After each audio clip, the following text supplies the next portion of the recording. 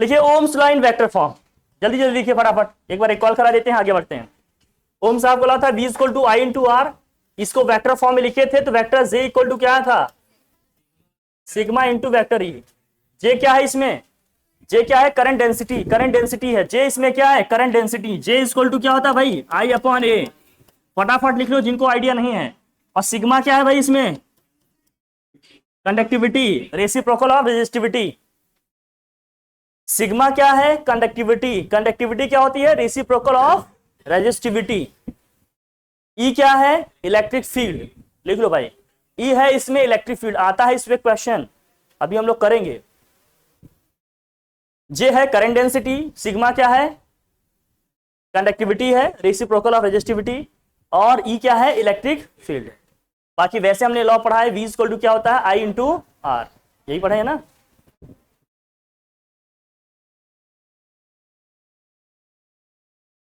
लिखिए, लिख लिया, ठीक है भाई। बाकी रो इज इक्वल टू क्या होता है, एक्सप्रेशन,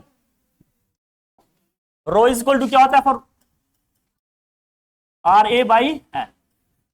आर क्या है, रेजिस्टेंस, ए क्या है, क्रॉस सेक्शनल एरिया, एल क्या है, length of the conductor. Idea है सबको तो ठीक है, अदरवाइज जिनको आइडिया नहीं है फटाफट नोट करिए, फिर आगे बढ़ते हैं, इन सब की जरूरत पड़ेगी, ठीक है। कहाँ गई वो, नहीं है आज,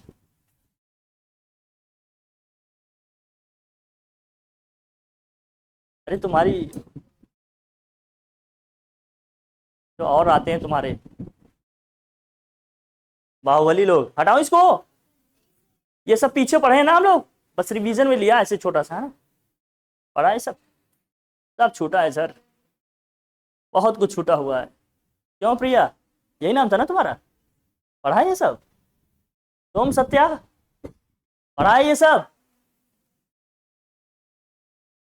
हल्का हल्का, ठीक, हटा, तुम्हारा विभू नहीं कहे सर, कैसे सर तो जादू कर दिए, अरे यार नीले अभी तो, इसको हटाओ, हटा, हटा दे भाई, है ना, तुम ठीक हो, अब रेगुलर हो ना। मुझे पता है तुम छुट्टी ली थी अभी बीच में, अरे वो कहाँ गई, तुम्हारी वो आई थी ना, कहाँ है, अच्छी, बहुत छुट्टी लेती हो तुम। मैं इसे हटा दूं बार,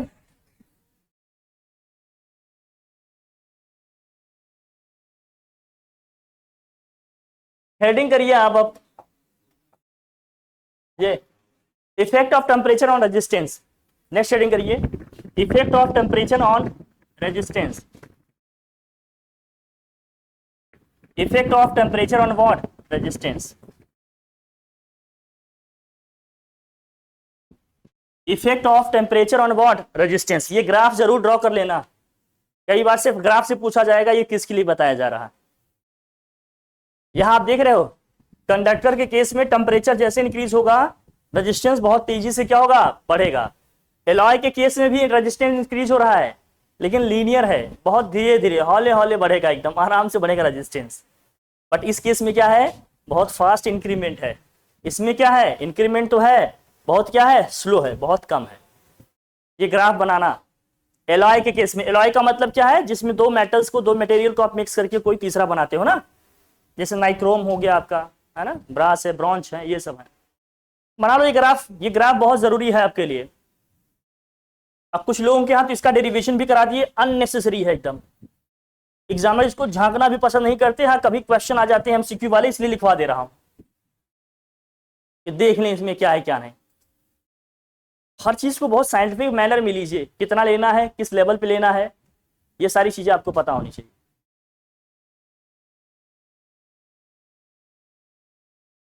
ये कंडक्टर के लिए है, ये लॉयस के लिए है।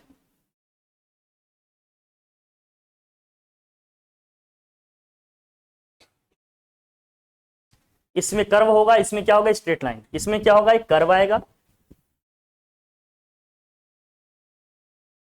इसमें एक स्ट्रेट लाइन आएगी, इसमें एक क्या होगा, स्ट्रेट लाइन आएगा। आज बहुत सारी नई चीजें पढ़ेंगे हम लोग, थोड़ा जल्दी करिए इसको। कितने लोग एब्सेंट है, मैं यही देख रहा हूं। युवान, 2 लोग यहाँ के, एक उनके साथी। हाँ हाँ वही, एब्सेंट नहीं है सब है, इसीलिए तो रेगुलर रहना सब। वो भी नहीं आई है, क्या नाम है उसका, कृतिका। हाँ, और वो भी तो नहीं आई है जो झूंसी से बाहुबली आती है, वो मिश्रा, श्रुति।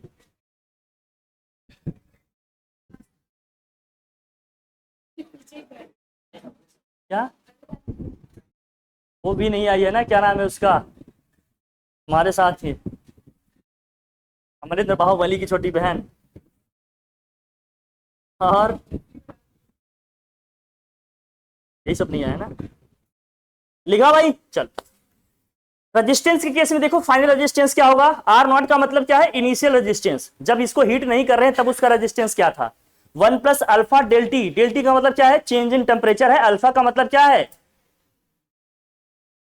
अल्फा का मतलब क्या है, कोफिशिएंट है। कौन सा कोफिशिएंट है, coefficient of thermal resistance. Coefficient of thermal resistance का मतलब टेम्परेचर इंक्रीज करने पे रेजिस्टेंस कितना बढ़ रहा है, ये वाला कोफिशिएंट है ये, लिख लो इसको। आर एफ का मतलब क्या है, फाइनल रेजिस्टेंस। आर नॉट का मतलब क्या है, इनिशियल रेजिस्टेंस। अल्फा का मतलब क्या है, कोफिशिएंट ऑफ थर्मल रेजिस्टेंस। और डेल्टी का मतलब क्या है, चेंज इन टेम्परेचर, लिख लो। डेरिवेशन मैंने कहा,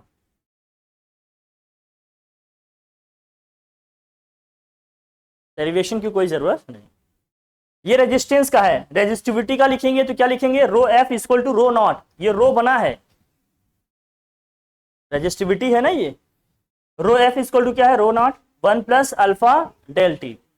इसलिए दोनों का लिखा गया है, कंफ्यूज नहीं होइएगा, उसका अलग होगा इसका अलग होगा, दोनों का सेम होगा, दोनों का क्या होगा, सेम होगा। दिख रहा है सबको, देखो लिखो।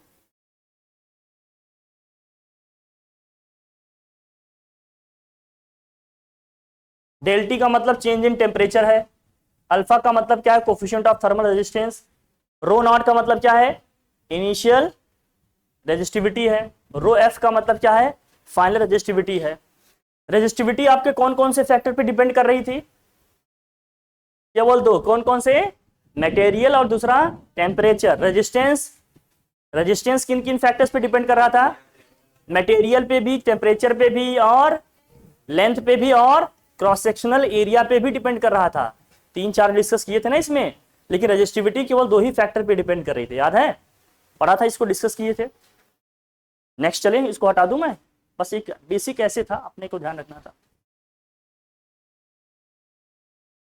चले ठीक, तो एलॉय के केस में क्या है, स्ट्रेट लाइन, और कंडक्टर के केस में क्या है, ठीक, हटाओ इसको।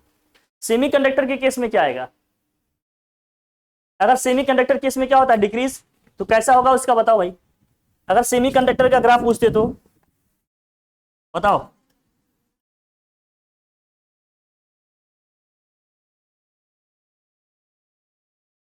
कोई सेमीकंडक्टर का नाम याद है आप लोगों को, किसका जानते हो, सिलिकॉन का जानते हो, और किसका, जर्मेनियम।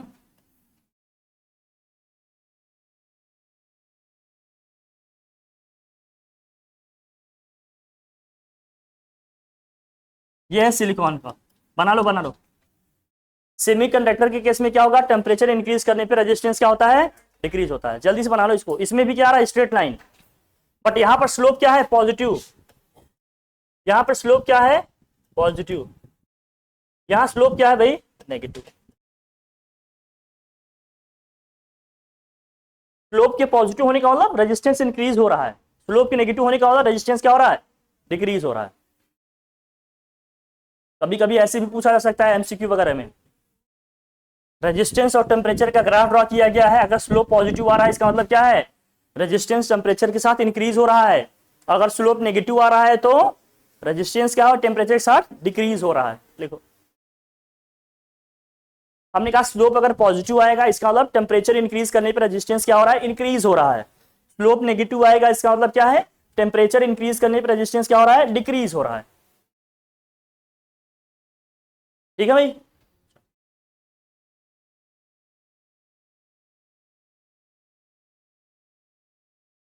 डन, बढ़े आगे।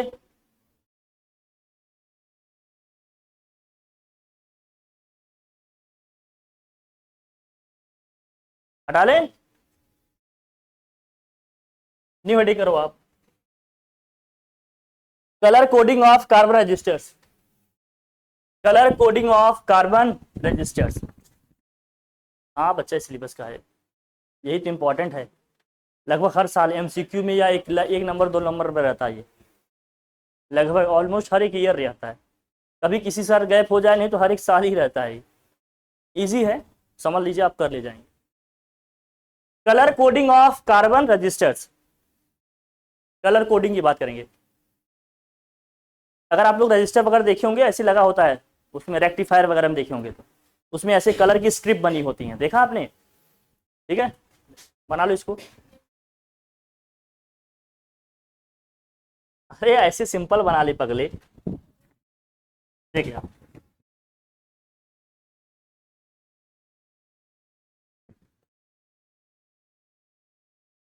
हम बना दे रहे हैं, आप वैसे देख के कर लो।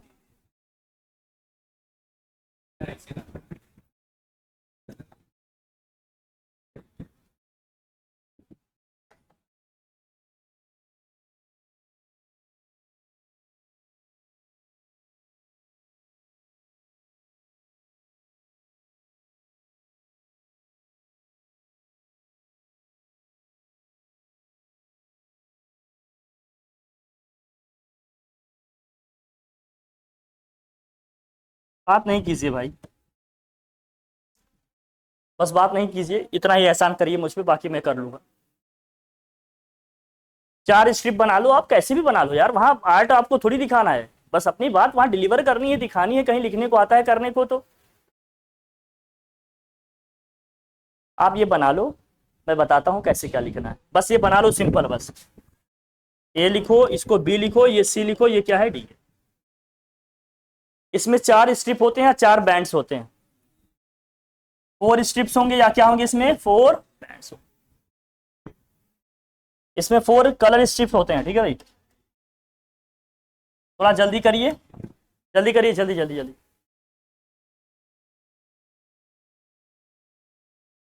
बना लिए इसको।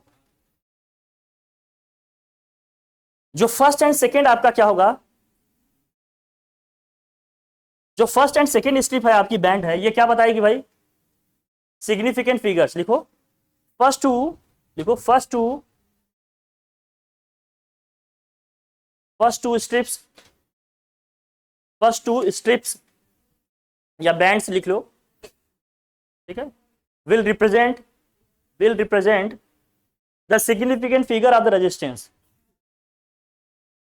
Will represent the significant figure of what, resistance. अब कैसे लिखेंगे, अब ये क्वेश्चन करते हैं, आपको आइडिया हो जाएगा। पहले लिखो सबका मतलब क्या है। Significant figures of the what, resistance.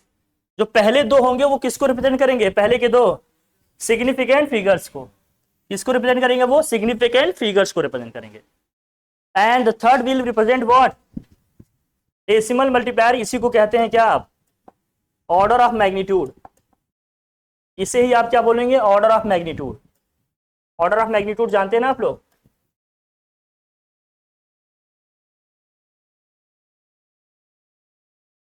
Order of magnitude मतलब 10 की पावर, 10 की पावर, अगर सी के लिए नंबर 3 आ रहा हो तो 10 की पावर 3 हो जाएगा। ऑर्डर ऑफ मैग्नीट्यूड या फिर क्या है, डेसिमल मल्टीप्लायर। जो थर्ड बैंड होगा वो किसको रिप्रेजेंट करेगा, ऑर्डर ऑफ मैग्नीट्यूड या फिर क्या है भाई, डेसिमल मल्टीप्लायर को रिप्रेजेंट करेगा। ठीक, ऑर्डर ऑफ मैग्नीट्यूड या फिर डेसिमल मल्टीप्लायर को रिप्रेजेंट करेगा, मतलब 10 की पावर, है ना। जो फोर्थ बैंड होगा टॉलरेंस को रिप्रेजेंट करेगा। देखो नीचे लिखो, fourth band will represent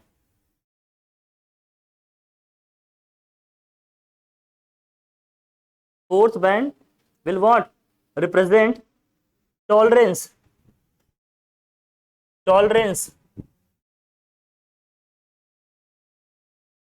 or what? Percentage variation in resistance.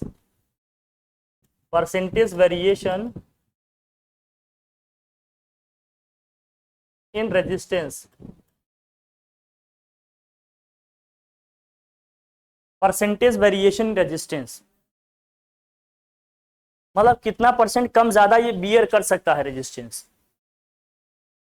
ठीक है, बताते हैं इसको कैसे करना है। हटाएं भाई, लिख लिया। तो जो फर्स्ट टू बैंड्स होंगे किसको रिप्रेजेंट करेंगे? सिग्निफिकेंट फिगर को। थर्ड वाला किसको रिप्रेजेंट करेगा? ऑर्डर ऑफ मैग्नीट्यूड या डेसिमल मल्टीप्लायर, मतलब 10 की पावर में जाएगा वो। जो फोर्थ बैंड होगा वो किसको रिप्रेजेंट करेगा? टॉलरेंस को, मतलब कितना परसेंट रेजिस्टेंस ये ज्यादा बियर कर सकता है या कम, मतलब जो फ्लैक्चुएशन होता है उसको मैक्सिमम में कितना बियर कर सकता है उसकी बात करता है। कई बार होता है ना कि वोल्टेज बढ़ गया, रेजिस्टेंस बढ़ गया, घट गया, ऐसे आप होता है कि नहीं? तो मैक्सिमम कितना ये बियर कर सकता है या मिनिमम कितना कर सकता है, ये आपका एक रेंज दिखाएगा। टॉलरेंस जैसे नहीं कि मैं तुम्हें टॉलरेट नहीं करूंगा, मतलब मैं तुम्हारी चीजों को सहूंगा नहीं, बर्दाश्त नहीं करूंगा। अभी योगी जी चलाए थे ना जीरो टॉलरेंस वाली पॉलिसी, गुंडा मवाली माफिया के खिलाफ जीरो टॉलरेंस वाली पॉलिसी, मतलब कोई भी आप गुंडागर्दी करते हैं, इलीगल वर्क करते हैं, बिल्कुल बर्दाश्त नहीं किया जाएगा, आपके खिलाफ एक्शन लिया जाएगा। हाँ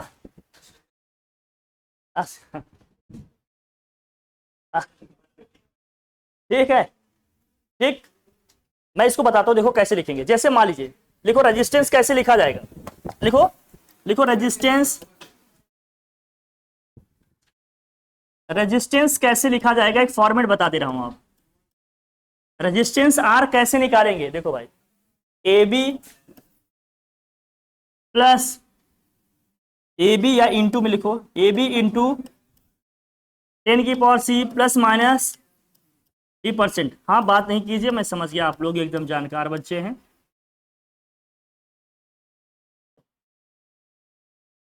लिखने का तरीका, ए बी इंटू 10 की power C plus minus d%।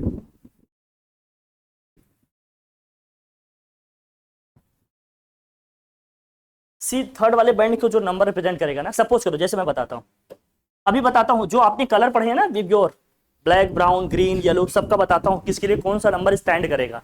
अभी टेबल डिस्कस कर रहे हैं। सपोज करिए ए के लिए, ए जो यहां पर लेटर हमने यूज किया है, इसके लिए नंबर 2 आता। बी यहां पर जो हमने लिखा है, सपोज करिए इसके नंबर क्या आता? 1 आता। सपोज करिए इसके लिए नंबर क्या आ रहा है? 1 आ रहा है।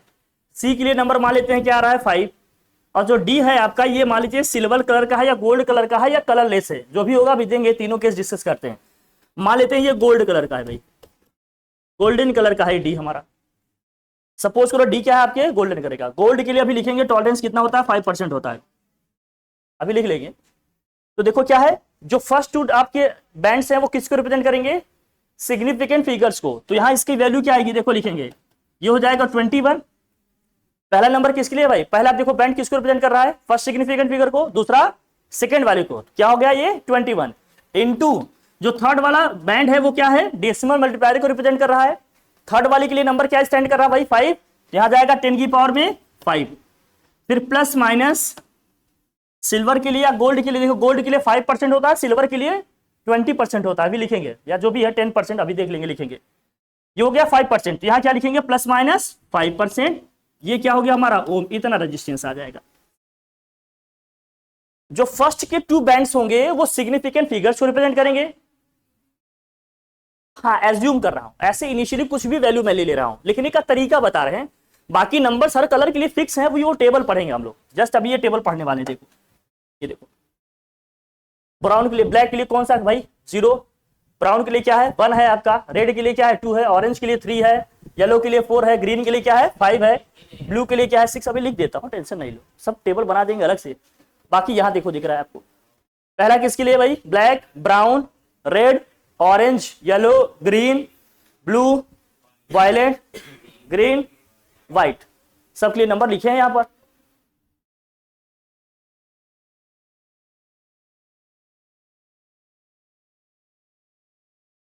ये याद करने का वो है नंबर।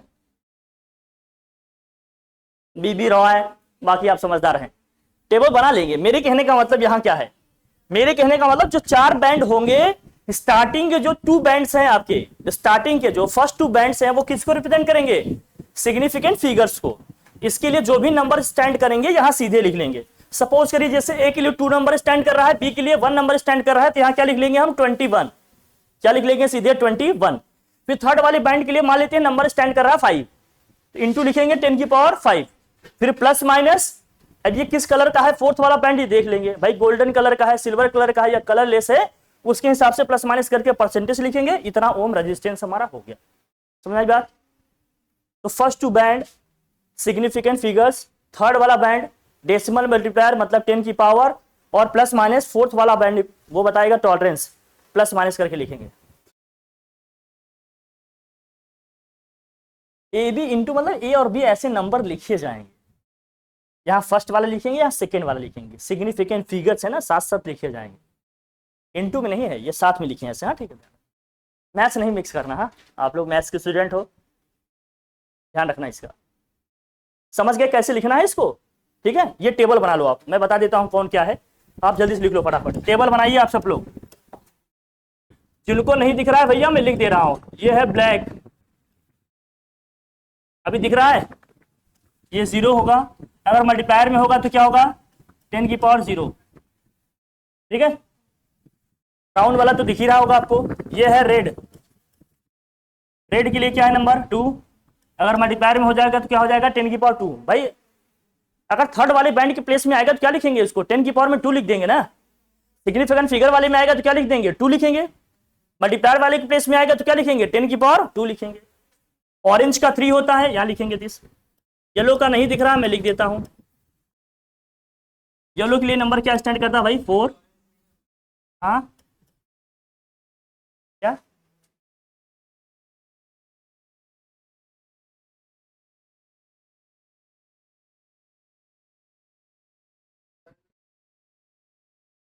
ऑरेंज नहीं दिख रहा है क्या? अरे नहीं, टॉलरेंस बस 3 ही है बेटा, या तो गोल्डन कलर का होगा या सिल्वर होगा या कलरलेस होगा, बस 3 ही है। ओनली 3, केवल और केवल 3, या तो कलरलेस होगा या तो गोल्डन कलर का होगा या सिल्वर कलर का होगा, बस इतना ही 3 है। ग्रीन के लिए क्या होगा 5, अगर मल्टीप्लायर में आएगा 10 की पावर क्या हो जाएगा 5। ये है ब्लू, ये है 6, मल्टीप्लायर में होगा 10 की पावर में क्या आ जाएगा भाई 6। वायलेट का क्या होगा 7, 10 की पावर 7 अगर मल्टीप्लायर में आ रहा है तो। ग्रे है ये 8, यहां जाएगा 10 की पावर 8। व्हाइट के लिए क्या है भाई 9, मल्टीप्लायर में होगा 10 की पावर 9। ये है गोल्ड, तो यहां होगा क्या इसका टॉलरेंस प्लस माइनस 5%। सिल्वर का कितना होता भाई 10%, देख लो। अगर कलर हो कलरलेस हो तो no colour, plus minus 20%, plus minus 20%। ये टेबल आपको याद होना चाहिए तभी वैल्यू लिख पाओगे आप।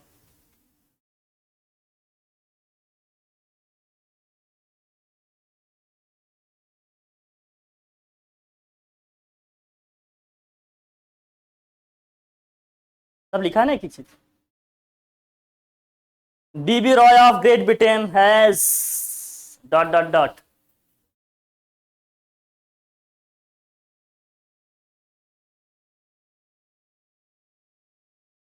हाँ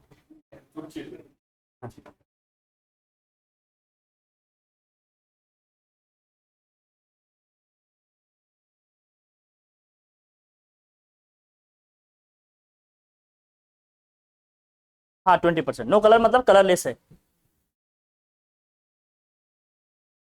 अरे इसके भी लिखने के 2 स्टैंडर्ड हैं, अपने इंडिया में तो यही चलता है, फॉरेन में दूसरा है, लेकिन इंडिया का पेपर दे रहे हैं तो इंडिया में ही लिखो।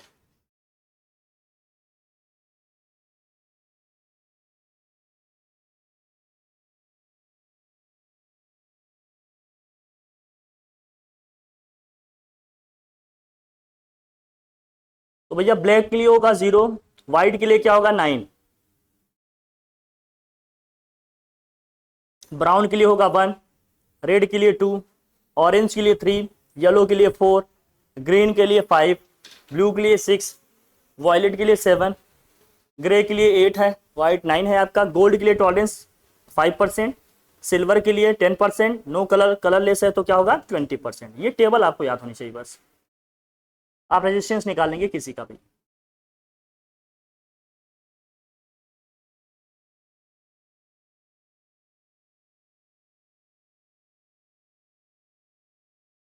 देखो अगर इसको लिखना होता तो, अगर ये सब नंबर अलग अलग रिप्रेजेंट कर रहे हैं तो इसका लिखना होता तो आप कैसे लिखते हैं? 12 क्या आता है इसका? 12 इंटू 10 की पावर में क्या आता? 3 प्लस माइनस क्या लिखते हैं इसका? 4%। कितने ओम हो जाता? कोई दिक्कत? बड़ा इजी है, बस ये टेबल का गेम है। और कुछ है क्या इसमें? बस ये टेबल का ही तो गेम है। नंबर आपको पता होने चाहिए, सीधे रख दोगे, सीधा ही तो रखना है इसमें। जो फर्स्ट 2 होंगे वो सिग्निफिकेंट फिगर, जो थर्ड वाला होगा वो 10 की पावर में जाएगा, फोर्थ वाला क्या है प्लस माइनस करके परसेंटेज में लिख देना है अपने को। कोई दिक्कत नहीं ना? ठीक। क्या ये याद रखने के लिए, बाकी आप ऐसे भी याद रखो। ग्रीन के लिए देखो क्या है भाई, ग्रीन के लिए कितना है? 5 है। ग्रे के लिए कितना है? 8।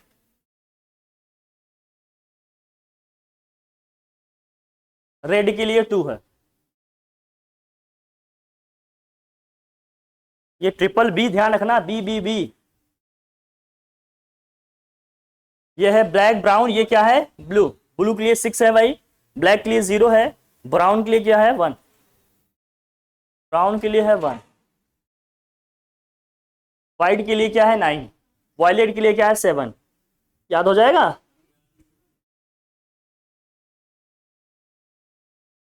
अरे यहाँ जो नंबर लिखा होगा, हमारे केस में क्या होगा, ये 3 आएंगे बस। हाँ जो 3 होंगे होगा। यहाँ नंबर 4 लिखा है तो हमने 4 लिख दिया, अदरवाइज केवल कलर दिया रहेगा तो हम इसके हिसाब से लिखेंगे। हमेशा हमेशा हमें कलर ही दिया जाएगा। ठीक है, क्वेश्चन अपने को वैसे ही करना होता है। नहीं समझे क्या? आया है नहीं आया है बताओ? क्या मैं इसे फिर से एक्सप्लेन करूं पूरा? आ गया सबको समझ में? ठीक है, आ गया क्या श्रेया? हाँ क्या क्या? बहुत बढ़िया। तुम्हें आया? हाँ यू आ गया। हाँ चलो जल्दी लिखो, जल्दी लिखो जल्दी।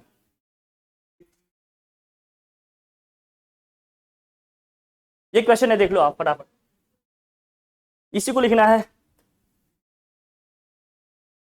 मान लीजिए कुछ भी दे देता हूं मैं, अब आप लोग लिखो ऐसे, इसको तो लिख ही लेंगे ऐसे क्या।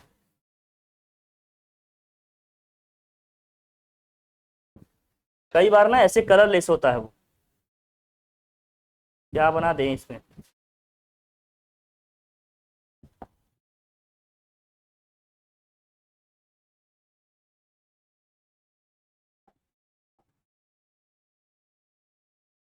करो आप लोग इसको जल्दी से लो।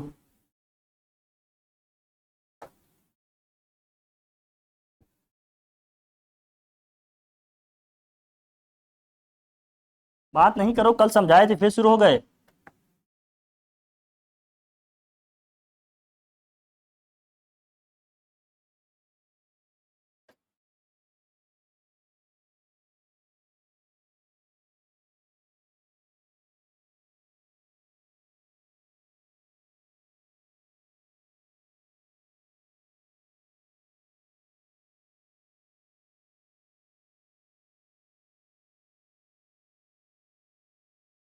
तो आप रेड मान लेना, मैं लिख देता हूं, वहां बोलेंगे सब क्लियर। ये तो ग्रीन है दिख ही रहा है आपको, ये ब्लू है, ये ब्लू है। क्या आया भाई बताओ? इसे आप रेड मान लो, ये गोल्ड कलर का है। क्या है भाई बताओ? ग्रीन के लिए क्या नंबर स्टैंड करता है भाई? ग्रीन के लिए नंबर क्या स्टैंड करता है? 5। ब्लू के लिए क्या है? ब्लू के लिए क्या है? 6। रेड के लिए क्या है? प्लस माइनस इतने ओम हो गया रजिस्टर। कुछ है क्या इसको लिखने में? बहुत इजी है, ठीक है। बस स्टार्टिंग के टू बैंड्स किसको रिप्रेजेंट करेंगे? सिग्निफिकेंट फिगर, थर्ड वाला स्टार्टिंग के two bands significant figures, third decimal multiplier, fourth tolerance. कान में बोलेगा क्या? बोल क्या?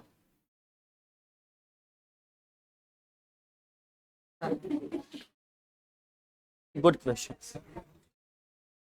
हाँ,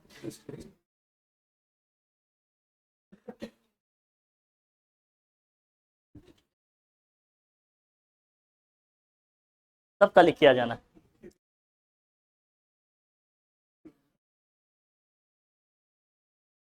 ठीक है, आप एकदम परेशान न होइए, वहां जो भी वहां वर्ड्स में लिख के आते हैं। कलरफुल पेपर आता है क्या? कलर्स वर्ड्स में लिख के आते हैं। अब क्या ही जवाब दें इसका, बताओ। लिख लिया? देख लो, इसका इलाज कराओ, नहीं बाकी आगे बहुत सारी खूबसूरत चीजें नहीं देख पाओगे।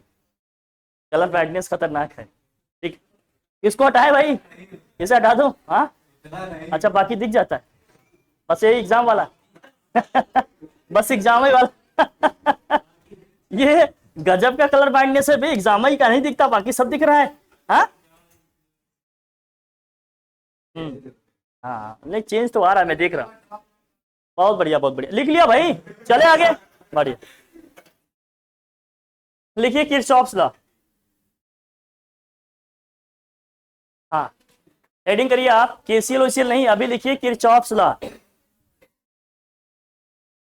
किरचॉफ्स लॉ, किरचॉफ्स पढ़े हो कि नहीं है? पढ़ तो लिया ही होगा, वन शॉट में देखा ही होगा, नहीं देखा? Kirchhoff's law, KIRCHOFF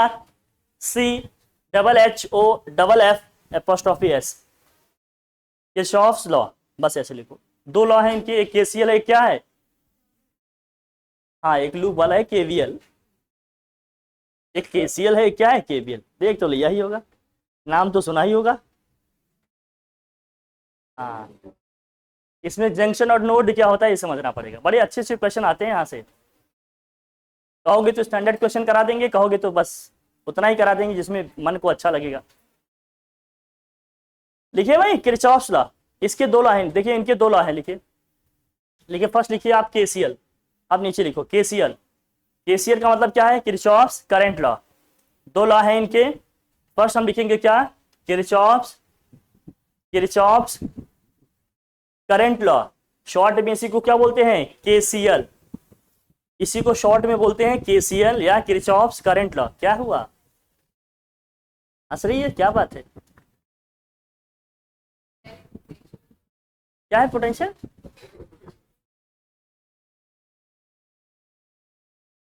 potassium chloride, अच्छा, बहुत बढ़िया। केमिस्ट्री, तुम्हारी केमिस्ट्री में समझ रहा हूँ, इसी बात नहीं है, वो दिक्कत नहीं है। मेन ये है फिजिक्स बेटा, देख लो बॉन्ड नहीं बनेगा, देखो यार, देखो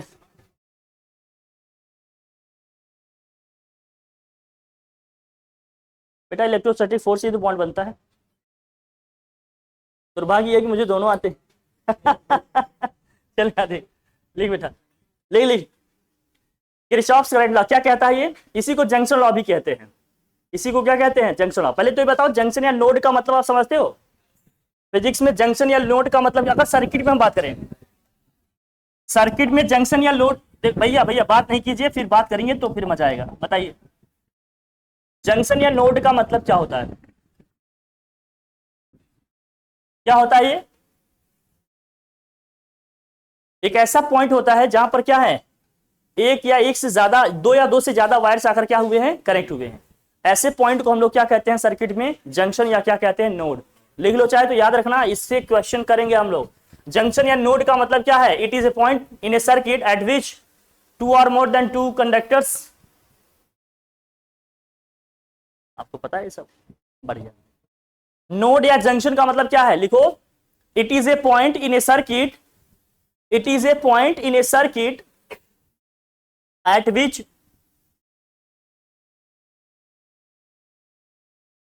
two or more than two conductors, two or more than two conductors are connected. Two or more than two conductors are what? Connected. It is a point in a circuit at which two or more conductors are what? Connected. या NEET लिख दो, ठीक है। जैसे एक node यहां आपको दिख रहा है और कहां है भाई, एक यहां दिख रहा है, ये सब क्या है? नोड है आपके, इन्हीं को जंक्शन भी बोलते हो आप। अब किरचॉफ साहब क्या कहते हैं अपने लॉ में, बताओ किरचॉफ का लॉ क्या कहता है? लिखो, लिखिए इनका स्टेटमेंट लिखिए, लिखो। In an electric circuit, in an electric circuit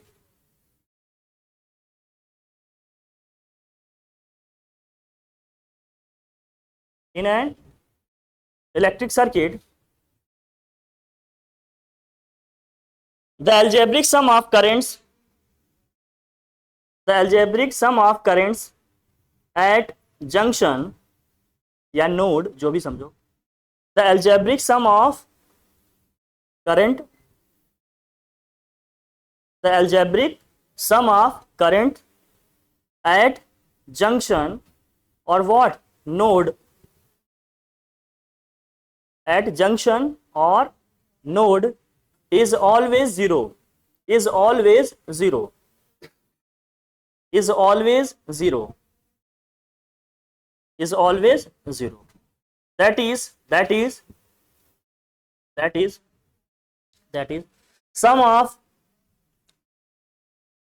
that is sum of incoming currents, that is sum of incoming currents, मतलब जो करंट्स आ रही जंक्शन पे, that is sum of incoming currents is always equal to the, is always equal to the sum of outgoing currents, is always equal to the sum of what? Outgoing currents.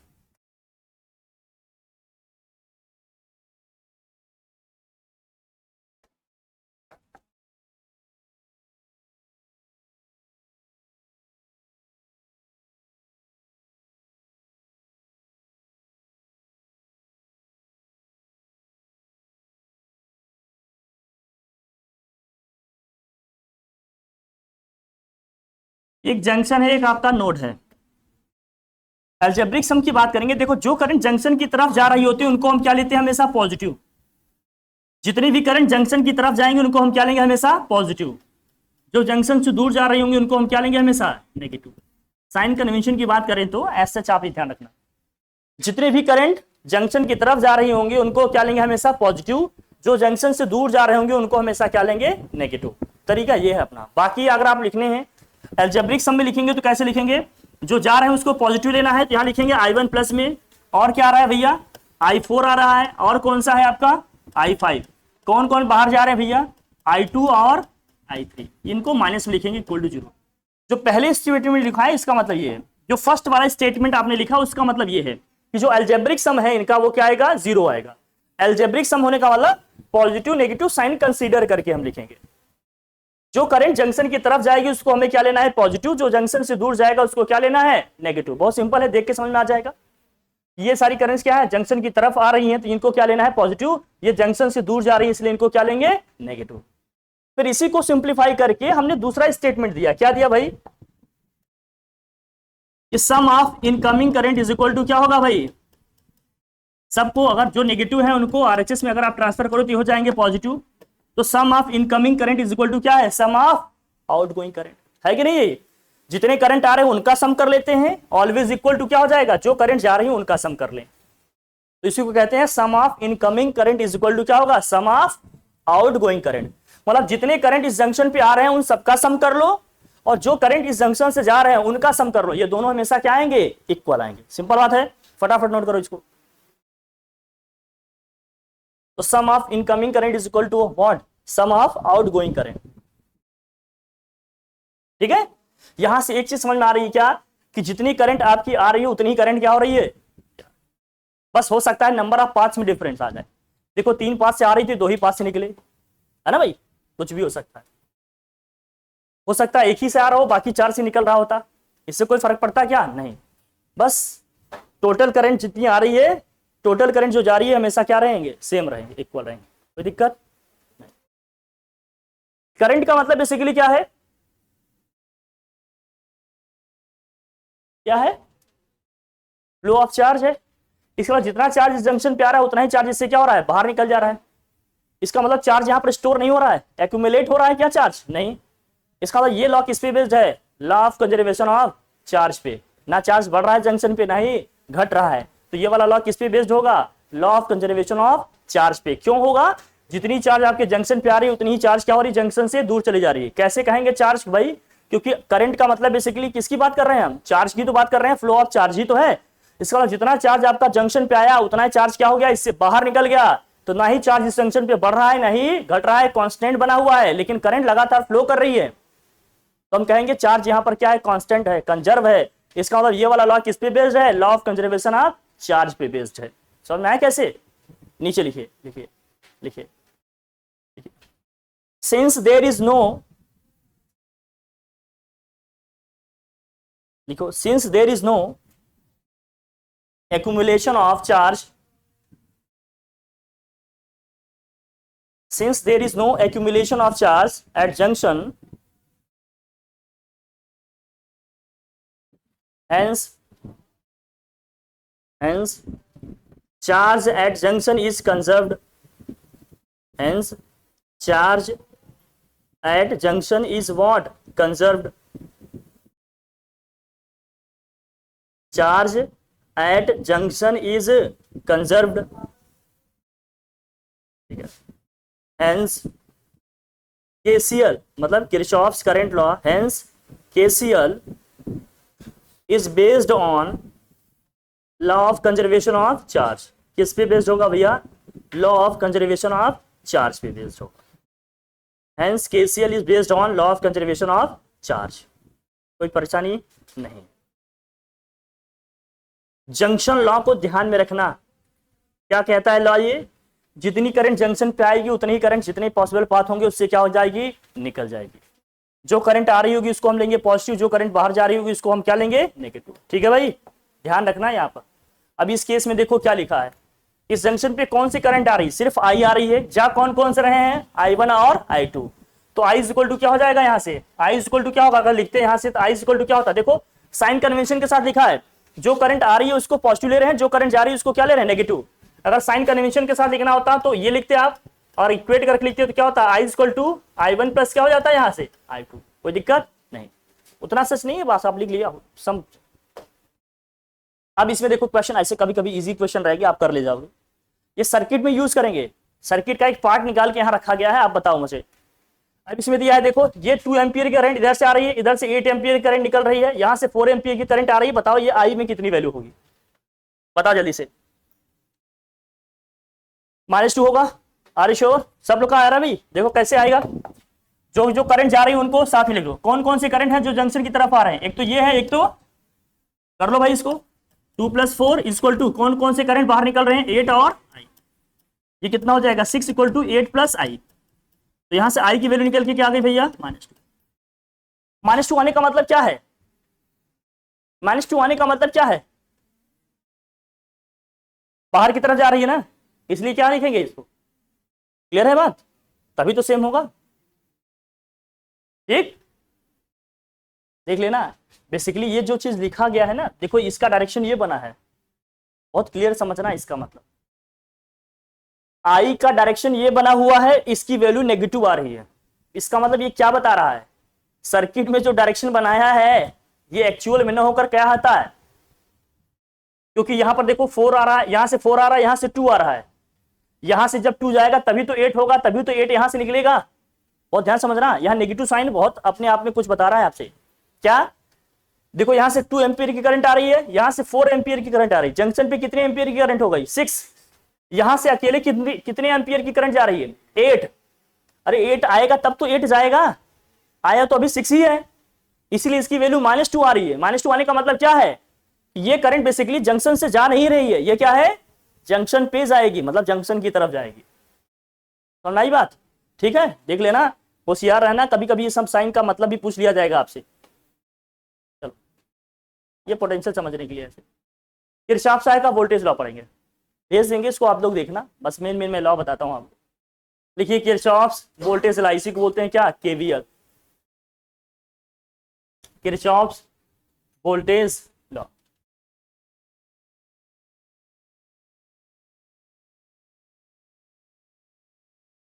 Kirchhoff voltage law.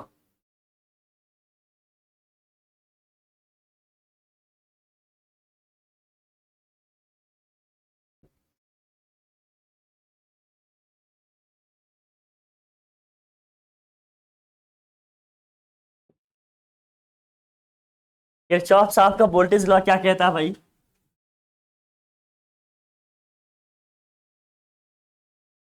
कितने लोगों को पता है?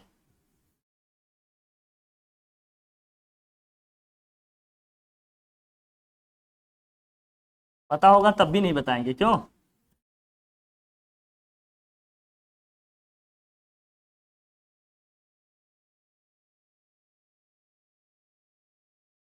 अरे हम तो बताएंगे, आप बताओ जो अगर जानते हो तो, देखें क्या जानते हो आप। नहीं होगा तब भी हम बताएंगे तो है ही। हाँ क्या होता है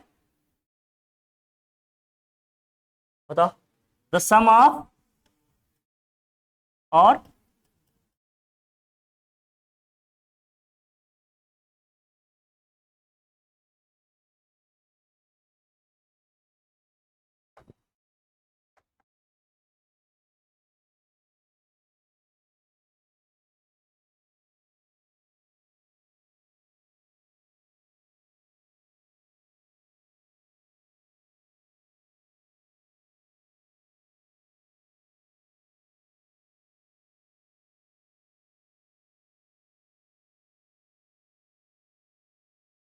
बना लो सर्किट, तुम बताएं, बाकी आप लोग जो पढ़े हो सही है, बनाओ बनाओ। बहुत प्रैक्टिकल तरीके से समझने की कोशिश किया करो, तभी न्यूमेरिकल्स वगैरह बनेंगे। एकदम बुकिश वाली लैंग्वेज पढ़ लोगे तो कछ होना आएगा समझ में। नहीं नहीं बस आप कुछ आज कुछ भी हो जाए, मतलब मैं जो बताने जा रहा था, साइन कन्वेंशन कुछ भी मानो, हर जगह आप वही फिक्स रखना।